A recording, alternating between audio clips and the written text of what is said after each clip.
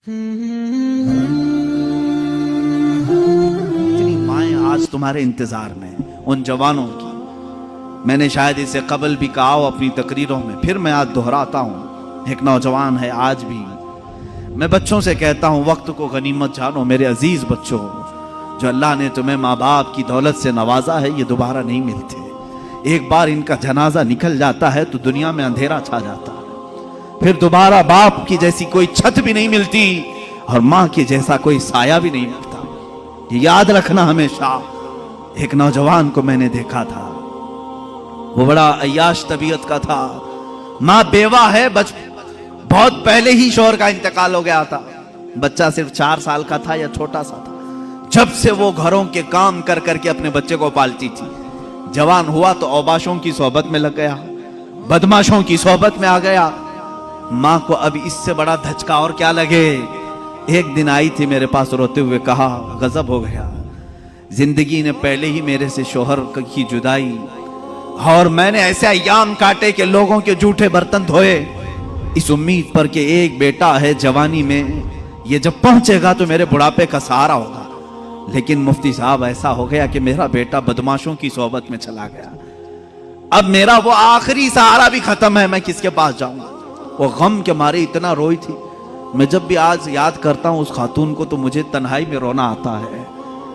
मैं जितनी कोशिश हो सकी, मैं कोई बहुत बड़ा मुअस्सिर आदमी नहीं हूं, एक छोटा तालिब इल्म। सोचा कि उस नौजवान बच्चे को बुलाऊं। उसके साथ मैंने थोड़ा वक्त गुजारा, उसे समझाया तेरी माँ की कदर और कीमत क्या है। वो एक बेवा है, एक बेवा है।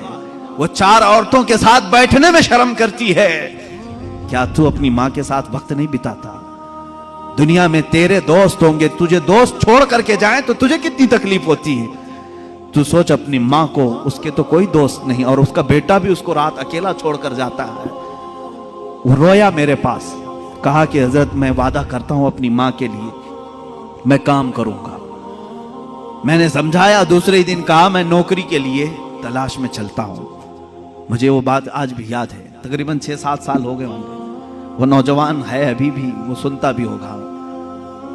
उसने कहा अम्मा से मैं कहता हूं मैं नौकरी करता हूं। माँ उस दिन बड़ी खुश हुई, कहा हजरत आपने मेरे बच्चे को सीधे रास्ते पर लाने में बड़ी मेरी मदद की है। बस जिंदगी की एक ही ख्वाहिश रह गई है कि मैं अपने बेटे की कमाई खा लूं। मेरा बेटा कमा करके लाया हो, मैं वो खा लूं। जिंदगी पर लोगों के जूठे बर्तन धो धो करके बच्चे को पाला है, एक बार मेरा बेटा खिलाए मुझे।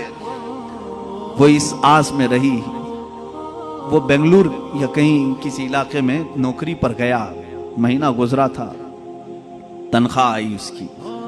उसने कहा तनख्वाह संभाल कर, पहली तनख्वाह मैं अपनी माँ को लेके जाता हूं। वो पूरा अपनी तनख्वाह, अपनी सैलरी लेकर के गांव पहुंचा था। उसे पता ही नहीं था उसके घर के पास भीड़ जमा हुई थी। जब उसने देखा तो लोगों ने कहा कि तेरी माँ का रात में इंतकाल हो चुका।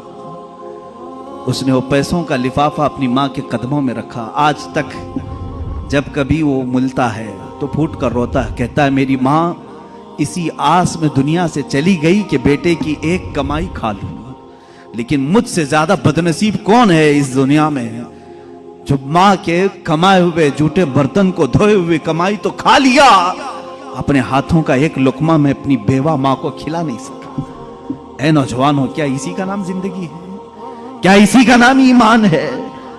तुम्हारे अखलाक तो वो होने चाहिए कि तुम बाहर जाओ तो तुम्हारे माँ बाप तुम्हारे अखलाक पर फख्र करें। तुम्हारी एक एक कमाई के लिए वो आज भी इंतजार में। एक बात याद रखना, माँ बाप लालची नहीं है तुम्हारे, लेकिन सिर्फ उनकी ख्वाहिश ये होती है कि बेटा अपने पैरों पर खड़ा हो जाए। जब मुर्गी अपने चूजों को खुद खाते हुए देखती है तो खुश हो जाती है। पहले चोंच से दाने तोड़ तोड़ के खिलाती रहती है, लेकिन जब बच्चे खाने के लायक हो जाते हैं तो खुश होती है। क्या तुम्हारे माँ बाप को इतनी भी खुशी नहीं देना चाहते हो? आज इतना भी उन्हें सुकून नहीं देना चाहते?